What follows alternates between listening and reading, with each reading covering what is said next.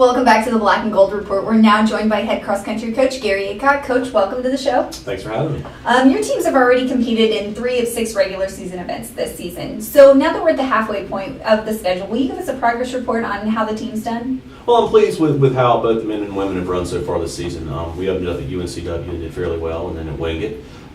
This past weekend we raced at the UNC Charlotte Invite, and both teams did very well. We had several PRs from the men and several PRs from the women, and we're looking really good. You know, mid-season headed to the championship segment here in about 4 to 5 weeks.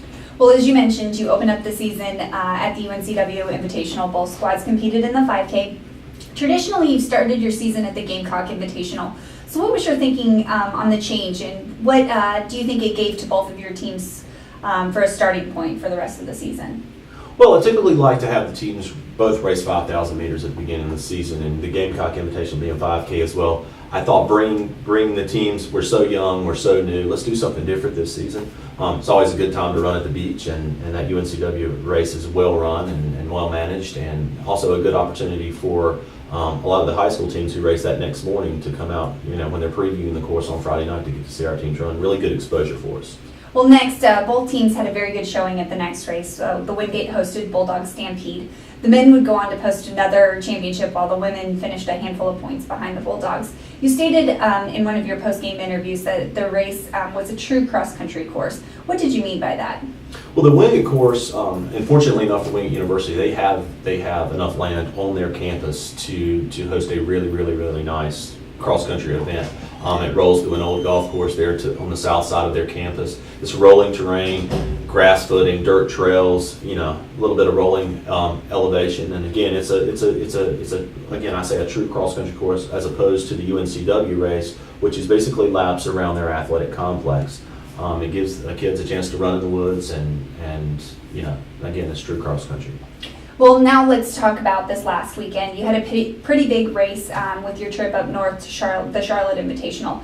Among the loaded field, your team placed very well, and a number of runners set new personal records.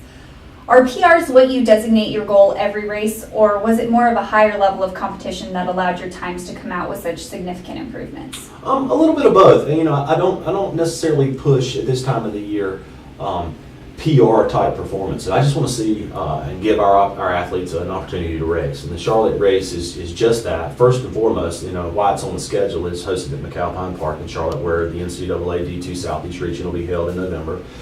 Giving our young teams an opportunity to see that course, so that when we come to that championship experience, that there is, you know, we gain knowledge of the course, know how to run it, and we raced it well this past weekend. So again, just really excited with the team's performance this past week at UNC Charlotte. Again, it's a super fast course, and our times indicated that our training's going well, and thus our race performance, you know, we proved it for ourselves at the race.